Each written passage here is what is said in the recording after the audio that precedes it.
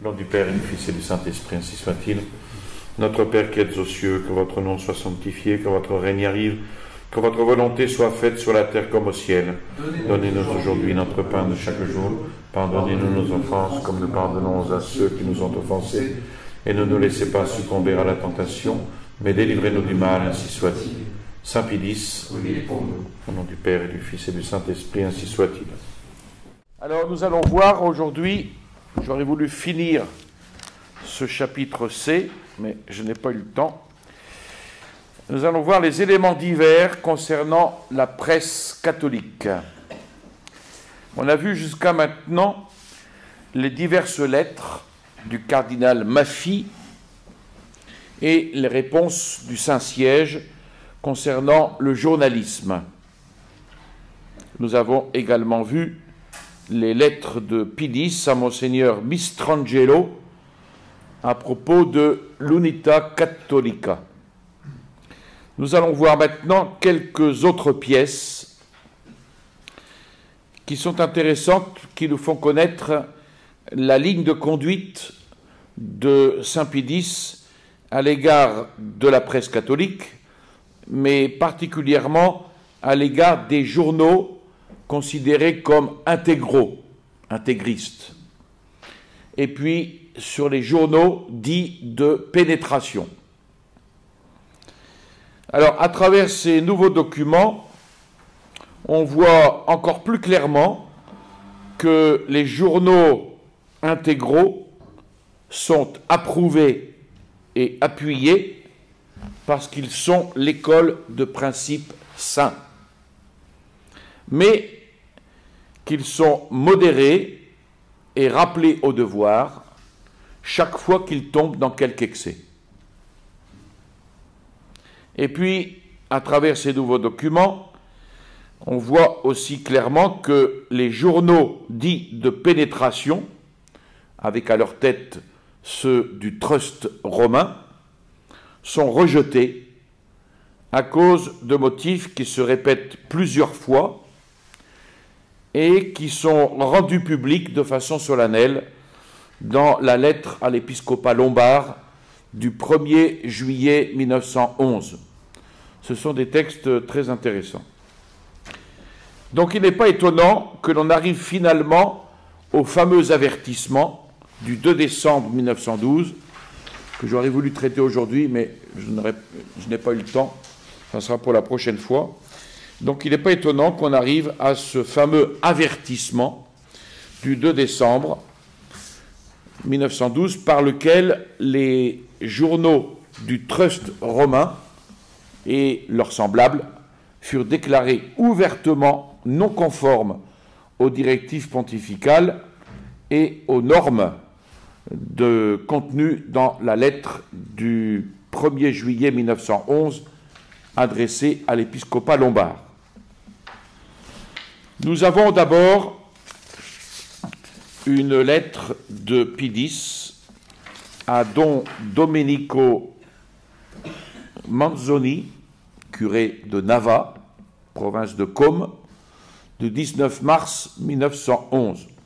C'est une lettre écrite de sa main qui a été présentée au procès ordinaire de Venise par le témoin, le père Angelo Faggin, franciscain, avec ces mots: au sujet de l'action de Pidis, en ce qui concerne les journaux de l'époque, je présente au tribunal une lettre de Pidis à Manzoni. Cette lettre avait été écrite à la demande du dit curé, qui désirait être éclairé sur le désaccord qui existait entre certains journaux véritablement catholiques et d'autres soi-disant catholiques. La lettre confirme bien les idées de Pidis en ce qui concerne le journalisme dit de pénétration. Et puis elle touche aussi la question du différend entre l'Ariscosa et Milan. Voici donc la lettre. Vous pouvez rassurer quiconque penserait le contraire que le Saint-Père est entouré de personnes qui, consciencieuses et sincères, l'aident, ne lui cachent rien de ce qui se rapporte au gouvernement de l'Église, et qu'il est informé de la marche des diocèses, non seulement d'Italie, mais du monde entier, de façon à pouvoir, avec l'aide de Dieu, pourvoir à tout. Et puis, vous devez savoir qu'en ce qui concerne les journaux, il ne peut approuver ceux qui, surtout en Italie, se disant catholiques, acceptent les faits accomplis, ne se préoccupent jamais de la liberté et de l'indépendance du Saint-Siège, au sujet duquel ils n'écrivent que pour en critiquer les actes au grand dommage des fidèles. Quant au dernier différend, le Saint-Père a fait rappeler les rédacteurs de la Riscosa, journal par ailleurs très louable, pour les principes qu'il soutient et qu'il défend. Mais il n'a pas pu approuver le tapage qui a été fait, aidant ainsi les journaux qui le considèrent comme une écharde dans leur peau et le persécutent, comme ils persécutent l'Unità Cattolica et la Liguria, l'Italia Reale, et d'autres pauvres petits lumignons qui donnent cependant, au milieu de ces ténèbres, quelques faibles rayons de lumière. Ensuite, il y a une lettre de Pie X à Monseigneur Alfonsi Arci, évêque de Côme, du 15 mai. Donc, à la veille de la conférence annuelle de l'épiscopat lombard, à Rho, la province de Milan, sous la présidence du cardinal Ferrari, Pie X répond à l'évêque de Côme qu'il avertit du premier sujet qui serait discuté lors de cette conférence, celui du journalisme catholique, en lui recommandant de déclarer ouvertement que le pape n'approuvait pas les journaux dits de pénétration. Et il indiquait avec une grande clarté les raisons pour lesquelles il condamnait ces journaux. Voici donc la lettre. Très probablement, le président de la conférence annuelle de l'épiscopat lombard, très probablement le président qui a reçu encore récemment quelques leçons, ne défendra pas avec beaucoup d'ardeur la nécessité de soutenir l'Unione et les journaux frères. Mais il pourrait y avoir quelque autre avocat, adversaire acharné de l'Unità Cattolica et de la Riscosa, qui en prennent la défense. Maintenant, je vous recommande à vous-même et à l'évêque de Mantoue de déclarer ouvertement que le pape condamne tous ces journaux, soi-disant catholiques, en commençant par Il Corriere d'Italia, publié à Rome. Journaux qui acceptent paisiblement les faits accomplis, on retrouve un peu la même chose que dans la lettre précédente, et qui ne disent jamais un mot sur la liberté et l'indépendance de l'Église, qui rapportent comme tous les autres des chroniques peu édifiantes, qui louent des livres condamnables, qui exaltent des hommes qui ont fait tant de mal à la religion. Ces journaux ne peuvent pas être soutenus, ne sont pas non plus à recommander, parce qu'ils sont plus meurtriers que ceux qui sont ouvertement très mauvais, et parce qu'ils infiltrent dans les esprits, plus particulièrement dans le clergé, le poison du modernisme. Parlez clairement, cher Monseigneur, etc. Donc ce qui est intéressant, c'est cette note-là. Hein. Ces journaux à demi catholiques, soi-disant catholiques, sont plus meurtriers que des journaux mauvais. Hein. Ensuite, il y a la lettre apostolique Ista Quanti Sit à l'épiscopat lombard du 1er juillet 1911. Alors, lors de cette conférence annuelle de l'épiscopat lombard, qui s'était tenue à Rho en mai 1911, on devait traiter, et l'on traita réellement, de la question brûlante du journalisme catholique. Les évêques adressèrent une lettre collective au Saint-Père, qui répondit par cette lettre apostolique, qui devient l'un des documents pontificaux auxquels vont se référer par la suite ceux qui s'occupaient de la question du journalisme. Naturellement, sont réprouvés ici également et publiquement les journaux dits de pénétration. Le pape alors rappelle l'importance de l'union face, dit-il, à la peine extrême que nous causent les difficultés qui assaillent le catholicisme. Sachant que pour la défense de l'Église, rien n'est fort comme l'union de tous. En ce qui concerne le gouvernement de vos diocèses, nous avons appris que vos délibérations s'étaient portées principalement sur ce qui, de nos jours, expose l'Église à de si graves calamités. Vous comprenez que nos paroles visent les efforts coupables de ces catholiques qui, dupés par de vaines espérances, voudraient que les catholiques s'immobilisent dans l'inertie et oublient du moins, ne se rappellent pas suffisamment, les droits les plus sacrés de la religion et du siège apostolique. Il ferait un trop grand mal à la cause catholique si l'action des évêques n'y mettait obstacle sans retard. Que cette action puisse être certainement secondée avec efficacité par les journaux et autres publications semblables, ainsi que par les associations de catholiques régulièrement constituées, c'est un fait trop connu pour qu'il soit nécessaire d'y insister. Aussi, avez-vous eu raison de décider d'utiliser leur concours pour instruire, pour avertir opportunément les fidèles et provoquer chez eux de salutaires réflexions.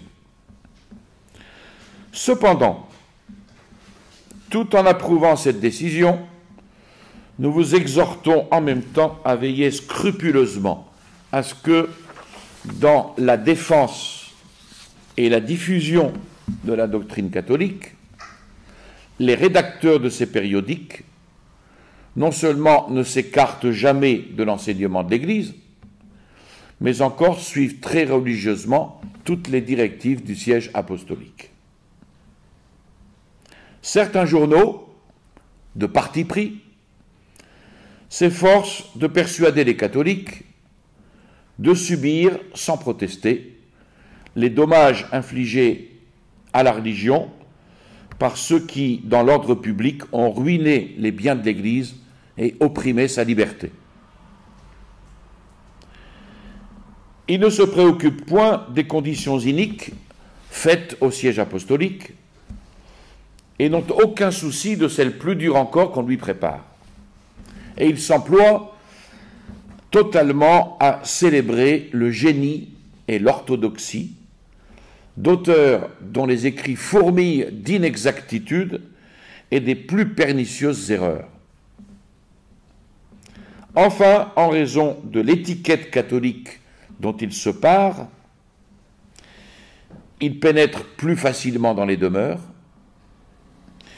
ils se trouvent dans toutes les mains, ils sont lus sans défiance par tous, sans en accepter même les ecclésiastiques. Il est donc nécessaire que chacun de vous soit bien convaincu que ces journaux corrompent chez les catholiques le jugement et la discipline, plus même que les journaux ouvertement hostiles à l'Église. Quant aux associations catholiques que le pape désire voir se multiplier et prospérer dans chacun des diocèses, il faut également s'employer avec soin à ce qu'elles observent très fidèlement la discipline et que chacun de leurs membres affiche et défende franchement la foi catholique à son foyer et en public.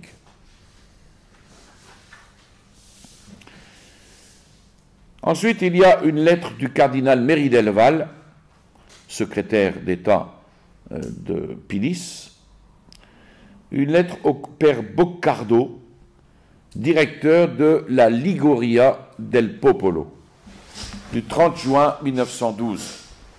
Alors, la Liguria del Popolo de Gênes est un des quotidiens qui est considéré comme intégraux.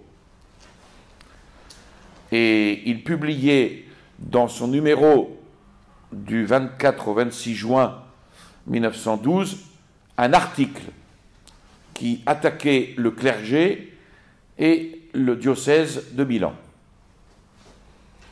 Et le cardinal Ferrari s'en plaint dans une lettre adressée au cardinal Méry Delval le 27 juin 1912. Suite à cela, le cardinal Méry Delval écrit donc cette lettre au père Boccardo, directeur du journal, et dont il fait copie au cardinal Delay. L'incident fut réprouvé par le pape, ça fait partie des excès. Il fut réprouvé par le pape qui désira qu'on y portât remède. Donc on voit ici encore la ligne de conduite de Saint Pilis qui désapprouve les excès. Voici donc la lettre du cardinal. La Liguria del Popolo publiait un article gravement offensant pour le diocèse et le clergé milanais. Une telle publication a été réprouvée par le Saint-Père parce qu'elle avait une portée tout autre que sereine et elle contenait des appréciations non seulement âpres dans la forme et exagérées dans la substance, mais encore portant atteinte de façon évidente à l'honneur des intéressés. Le Saint-Père fait savoir son regret donc, pour un tel incident, en vous rappelant que l'on peut bien défendre la bonne cause sans recourir à de tels moyens, ni arriver à ces extrêmes. Il désire que vous cherchiez à y porter remède. Ensuite, une lettre de Pilis à l'abbé Ciceri, curé de Casal-Pusterlengo, de l'archidiocèse de Milan, du 20 octobre 1912.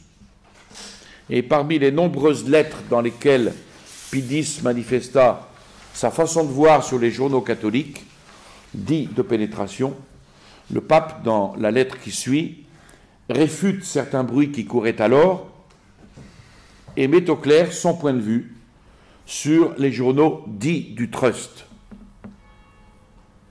Le pape, dans cette lettre, dit d'abord se bien porter, ce qui lui permet de consacrer, écrit-il, chaque jour, plus de 3 heures aux audiences et au moins 3 autres heures aux affaires des sacrées congrégations et de sa secrétairerie particulière.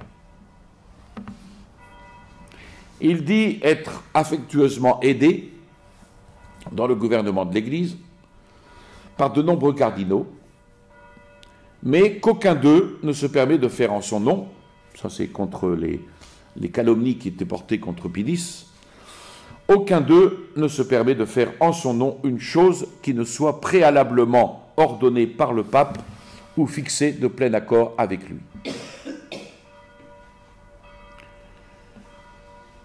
Que tous ceux qui prétendent que ce sont 3 cardinaux qui commandent sont des êtres inqualifiables, comme il n'en manque jamais dans l'Église. C'est les propos de Pilis. Pour se soustraire à la soumission obligatoire, ils veulent se persuader qu'ils ne sont pas obligés en conscience parce que ce n'est pas le pape qui commande. C'est un peu jésuite, ça. Quant aux journaux, si vous prêchez contre les mauvais et répandez autant qu'il vous est possible les bons, déconseillant l'abonnement et la lecture des journaux dits du trust, vous remplissez votre devoir de bon curé. Et vous ne faites pas seulement ce que veut le pape, mais ce qu'exige le bon sens catholique. Comment peut-on en effet approuver certains journaux qui se cachent sous l'étiquette de catholiques parce que quelquefois ils relatent les audiences pontificales et reproduisent les notes vaticanes, alors que non seulement ils ne disent jamais un mot de la liberté et de l'indépendance de l'Église, mais feignent de ne pas s'apercevoir de la guerre qui lui est faite. Des journaux qui non seulement ne combattent pas les erreurs qui égarent la société, mais apportent leur contribution à la confusion des idées et des maximes s'écartant de l'orthodoxie, et qui prodiguent l'encens aux idoles du jour, qui louent des livres, des entreprises et des hommes néfastes pour la religion. Compatissons généreusement, s'ils sont de bonne foi, à ces pauvres utopistes, qui croient empêcher la lecture des mauvais journaux en leur substituant des journaux soi-disant tolérants, de demi-teinte, incolores, et qui, sans convertir aucun de nos adversaires, qui les méprisent pour leur seule apparence de catholiques, causent le plus grand dommage aux bons. Ces derniers, cherchant la lumière, trouvent les ténèbres. Ayant besoin d'aliments, ils sucent le poison. Au lieu de la vérité et de la force de se maintenir ferme dans la foi, ils trouvent des arguments pour devenir, dans une chose aussi importante, insouciants, apathiques, indifférents. Oh, quel dommage causent ces journaux à l'Église et aux âmes! Et quelle responsabilité encourent surtout les membres du clergé qui les répandent, les encouragent et les recommandent. La vérité ne veut pas de déguisement. Notre drapeau doit être déployé. Et c'est seulement par la loyauté et la franchise que nous pourrons faire un peu de bien. Combattus certes par nos adversaires, mais respectés par eux, de manière à conquérir leur admiration et peu à peu leur retour au bien.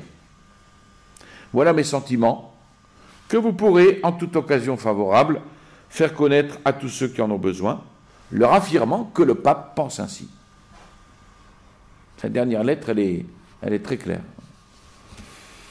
Et alors intervient l'avertissement donné publiquement par le Saint-Siège à propos des journaux dits de pénétration, du 2 décembre 1912.